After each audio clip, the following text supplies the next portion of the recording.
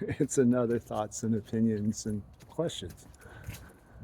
This morning, I was pondering on the fact that what we have done determines what we can do. Now, we understand that individually, if you go to school for a certain subject, it's likely that you'll end up working in that subject. I went to school for engineering, and guess what? I ended up being an engineer. It's really hard to change what you're doing once you've spent time, effort, and becoming what you were planning to do. Really, really hard. Well, the same thing with society.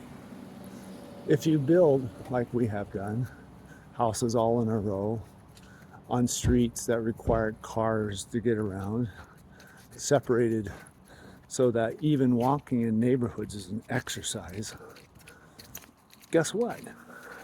You're not going to tear those down and make tight little European cities. You have to start with the neighborhoods, like the one I'm walking through right now, and go from there.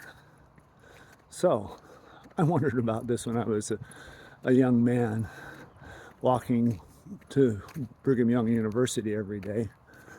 How was America going to avoid the energy crisis?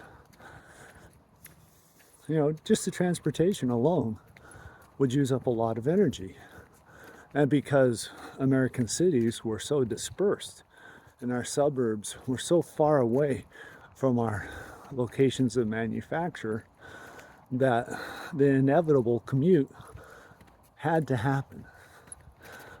Our cities were structured for it. Our suburbs were structured for it. Our way of life was structured for it. Period. I can't, and I had difficulty imagining that it could just be changed to some European model, even though that was all the rage back then. Buses, mass transportation. I like them. I enjoy using them in Europe. But in America, we're just too spread out. It would be really hard to use. Now, people will argue with me, and please, I know there are cities, New York, Chicago, Boston, where mass transportation is easier to use than the roads. The roads are packed. I wish they could make something work in Los Angeles. But anyway, in our American cities, in our American suburbs, we're spread out. So if we want to look at the future, we have to start with the fact that we're spread out. Our future society has to start with our society of today. And no matter how it's changed by AI, by climate change, by an energy crisis that still may come, by solar, wind, by whatever big change you think is coming through society, it has to deal with our structure and our cities as they are today. It's where they start from. So the question is, as you look for the society of tomorrow, how do we get there from the society of today? I've been talking about houses and neighborhoods and cities, but this discussion also holds for governments and how our governments are organized, both on the local level, national level. The discussion also holds true for how our businesses are organized and operated.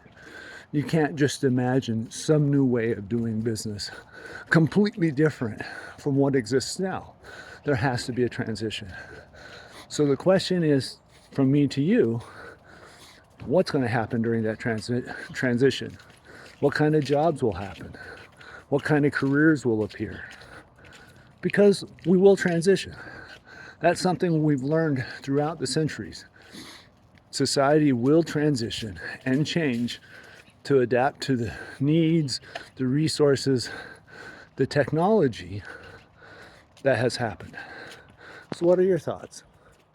What's your opinion? Enjoy a typical American neighborhood.